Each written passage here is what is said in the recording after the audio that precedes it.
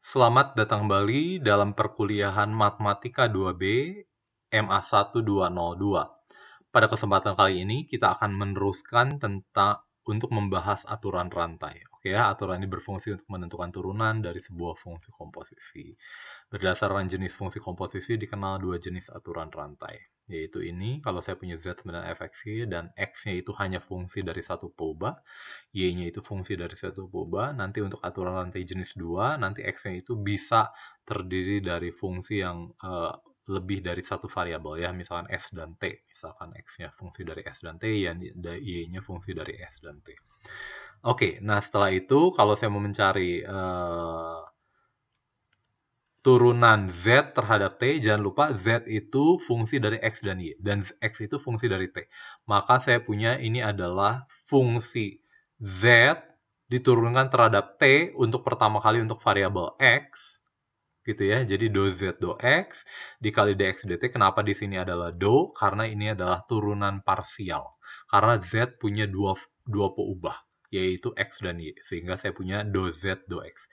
Tapi ketika saya berurusan dengan ini, saya punya dx dt. Kenapa? Karena X hanya fungsi dari T. Dengan cara yang sama, ini baru saya turunkan terhadap variabel X dan X terhadap variabel T.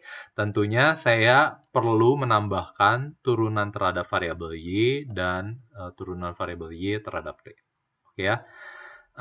Kamu coba di sini menentukan dz dt. Ini ada contohnya ya. Contohnya juga. Nah, kamu ini coba. Oke ya. Nah, berikutnya adalah penurunan fungsi implisit memakai aturan rantai jenis 1. Oke. Pada persamaan di atas tersirat Y 9 fx. Kalau saya turunkan F besar X Y 9 0 terhadap X memakai aturan rantai jenis 1, tentu ini menjadi apa? Do F, do X, dx, dx gitu ya. Ditambah do F, do Y, dy, dx gitu ya. Dan tapi dx, dx ya 91. Jadi saya punya ini. Jadi dy, dx bisa dihitung sebagai minus do F, do X dibagi dengan do F, do Y. Oke ya, kamu tidak usah menghafal inilah. Kamu turunkan sendiri saja satu-satu. Bisa. Lakukan untuk ini. Kamu coba sendiri ya. Nah, aturan rantai jenis 2 sekarang lebih umum dari yang tadi. Sekarang X-nya itu fungsi S dan T. Dan Y-nya fungsi S dan T. Jadi saya punya ini kalau turunan terhadap S, jangan lupa do Z do S itu adalah do Z do X, tapi dikali dengan do X do T S, karena kenapa? X-nya itu fungsi dari S dan T. Jadi ada dua variabel, sehingga ini tetap adalah turunan parsial. Dengan cara yang sama, saya punya ini. Oke ya, kalau turunan parsialnya terhadap T, tentunya adalah ini ya.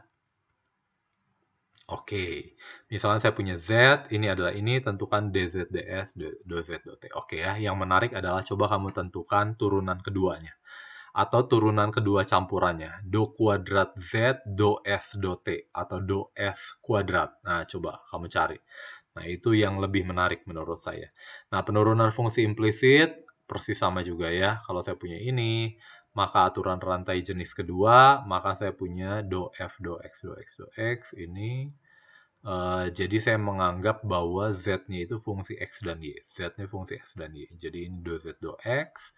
Ini turunan terhadap Y. Jadi saya punya, oke ya, karena X dan Y dua variabel bebas, maka do X, do Y, do X 90.